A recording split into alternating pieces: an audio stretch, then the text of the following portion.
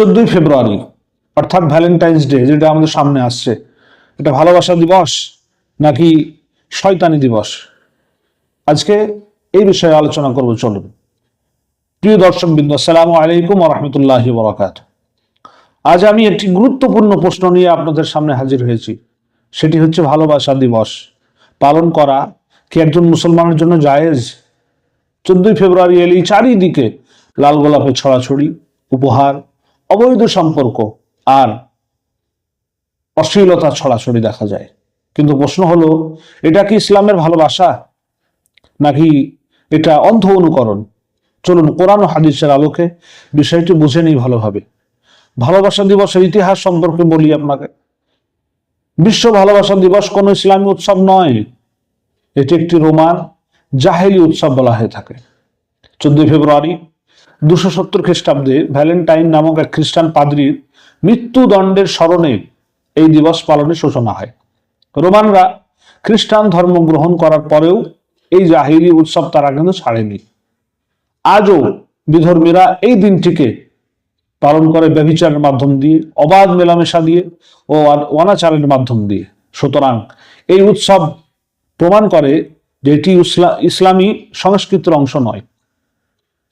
ইসলাম আমাদের স্পষ্টভাবে বলে দিয়েছে যে মুসলমানদের জন্য মাত্র 2টি উৎসব দিবস বা দিন রয়েছে।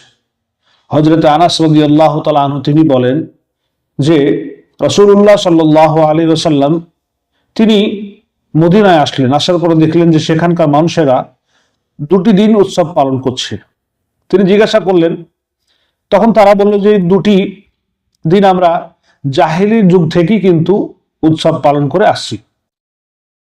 তখন রাসূলুল্লাহ সাল্লাল্লাহু আলাইহি ওয়াসাল্লাম বললেন যে আল্লাহ তাআলা তোমাদের জন্য এর চেয়ে উত্তম 2টি দিন তিনি দান করেছেন। সেটি কি? এক হচ্ছে ঈদুল ফিতর, 2 হচ্ছে ঈদুল আযহা। এখান থেকেই পরিষ্কার, ইসলামী উৎসব পালন করা মুসলমানদের জন্য বৈধ নয়। বিধর্মীদের যে আমরা অনুকরণ করছি, আবার অনেকেই এরকম বলেন যে আমরা তো ভালোবাসা দিবসকে ধর্ম মনে করে পালন করি না। কিন্তু একটা কথা মনে রাখবেন, শুধু নিয়ত ভালো হলেই কাজ হালাল হয় না। রাসূলুল্লাহ সাল্লাল্লাহু আলাইহি ওয়াসাল্লাম বলেছেন, যে ব্যক্তি কোনো জাতির সাথে সাদৃশ্য অবলম্বন করবে সে তাদের দলভুক্ত। আবু দাউদ শরীফ।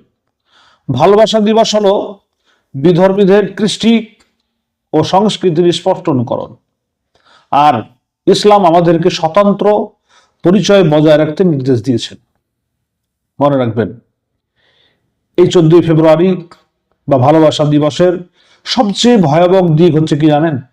সেটি হচ্ছে এটি জিনার দরজাকে খুলে দেয়।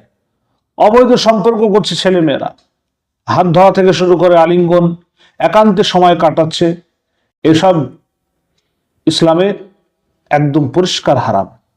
আল্লাহ তাআলা বলেন যে তোমরা জিনার ধারে কাছে পর্যন্ত যেও না, নিশ্চয়ই তা অশ্লীল কাজ এবং নিকৃষ্ট পথ। সূরা বানী ইসরাইল 32 নম্বর আয়াত।